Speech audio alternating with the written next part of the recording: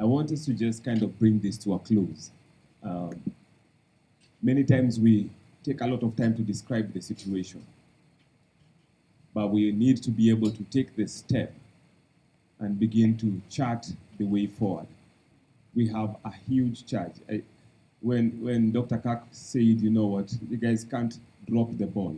You can't fumble with this. We are waiting for you. Our children's children are waiting for this. The call is on us to start thinking not locally, but globally. One of my pastors likes to say we are global. We're a global church with a local expression. And so we need to think globally because the world it's not Nairobi waiting, the world is waiting for us to rise up. What must we do? What should we be doing? And I think Kumbira concluded with something, a change of heart. The Bible says, where your treasure is, there your heart will be also. Are our children our treasure? Because if we are doing ministry the way we want, not the way they need to, and the question that you'll find in that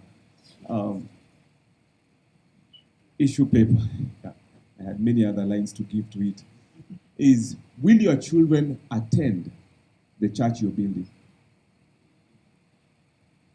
Not by force, not because you've given rules in your house, but when all is said and done, will your children love, enjoy, find expression, find a home in the church you are building? Or are you building a sanctuary for yourself? And we need to think outside the box because the cathedrals that you see empty and become museums and mosques in Europe were once the pride and joy of a generation that thought, let's put stained glass. Let's make the aisles so magnificent that when somebody walks in, they just feel the awe and presence of God. And this generation says, can we play basketball in that cathedral? Because then I find expression of my talent in it. And unfortunately, we threw the baby with the bathwater because the picture of the temple of the Old Testament is so significant for what Christ came to do. He didn't come to do away with the law. He came to fulfill. And the temple gives a picture. And this is my prayer, this is my cry whenever I meet with church leaders. I tell them, listen, build a church where your young person can be able to come and be, connected, be challenged, be developed, not just spiritually, but in every sense. That they can be there on Monday to Monday and not feel like I just sat. The temple had, the business center, they had the community center, they had the fellowship, and then they had the worship. Most of our churches are now church business. Closed on Sunday 2 p.m. to be opened on Sunday 8 a.m. Can your young people walk into your church on a Wednesday and enjoy life? Because the temple was the center of the community. And I'm beginning with the infrastructure, because one of the things that will throw out young people is, what's the infrastructure you're building?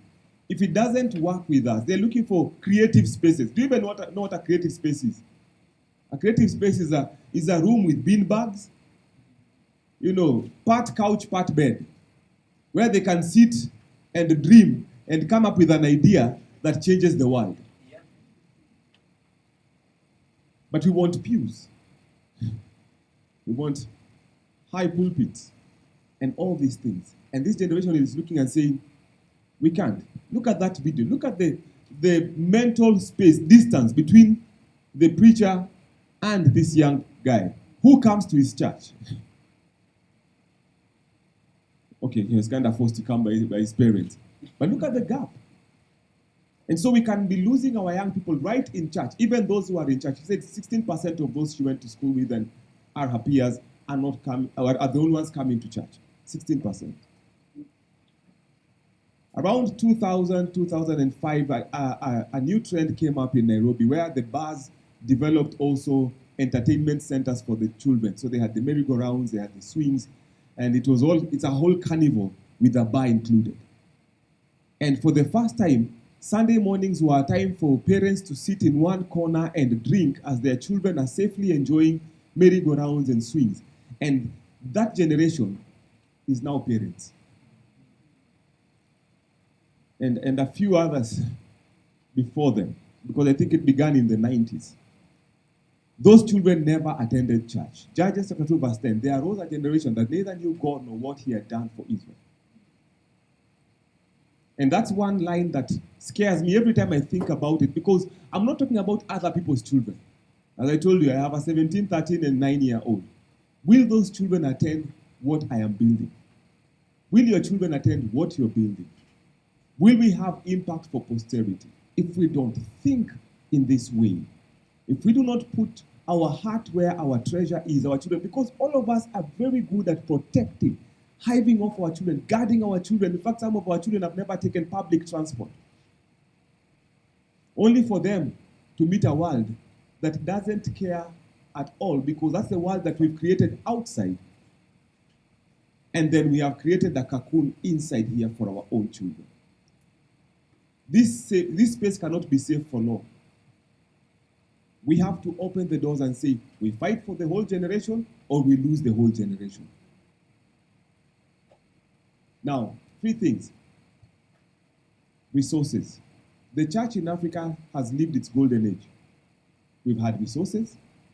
In fact, right now we have entourages for bishops and pastors and serious protocol and security because we have made it. Are those resources going to build our palaces, or are they going to build the home, the spiritual home for the next generation? We have networks. We know who to call.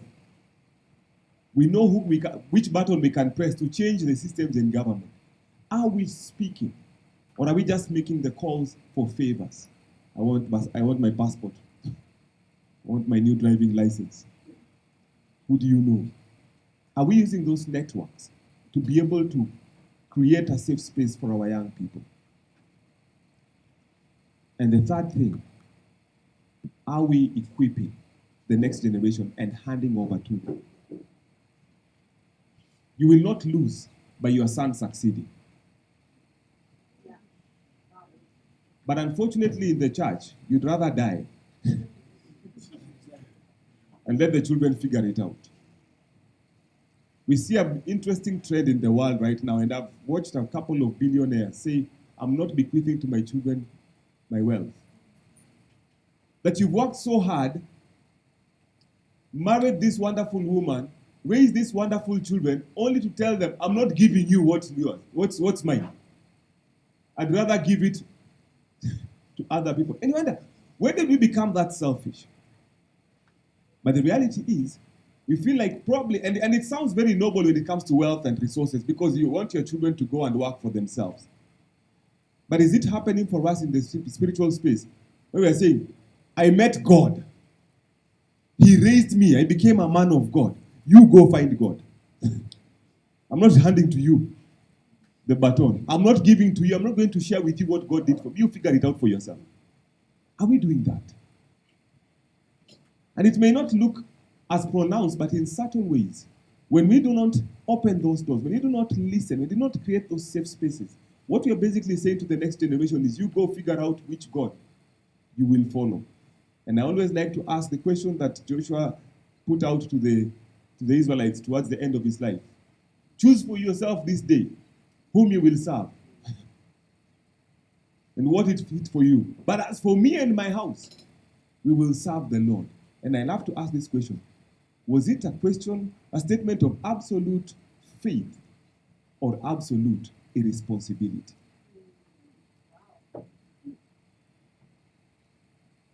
Because if we don't, we can do the as for me and my house. And I know all of us probably have a plaque, have a bookmark hanging somewhere. As for me and my house, we will serve the Lord.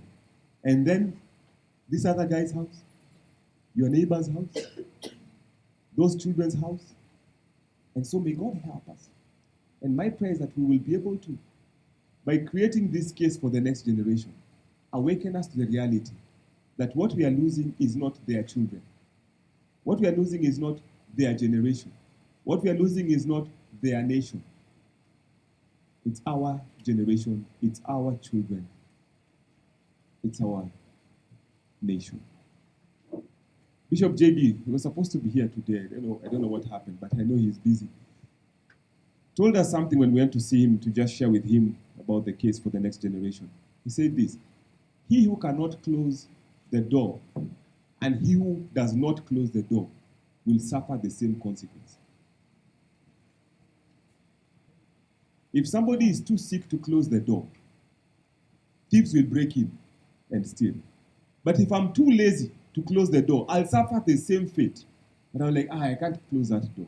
I have the energy, I have the ability, I have the strength, but I'm just ignorant of that fact. And he was saying this: in the traditional setting, the hyenas would walk at night, and if they found an open door and found somebody sleeping, you know the hyena has the strongest bite. It will take its bite and run. So the Western church, as Kak has put it, is on its sick bed, saying we can't close the door.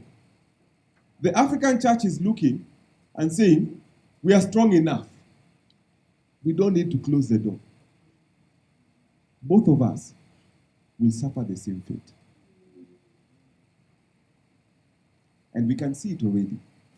And so may God help us to rise up as a church, to point those resources to the next generation, to point our hearts to the next generation.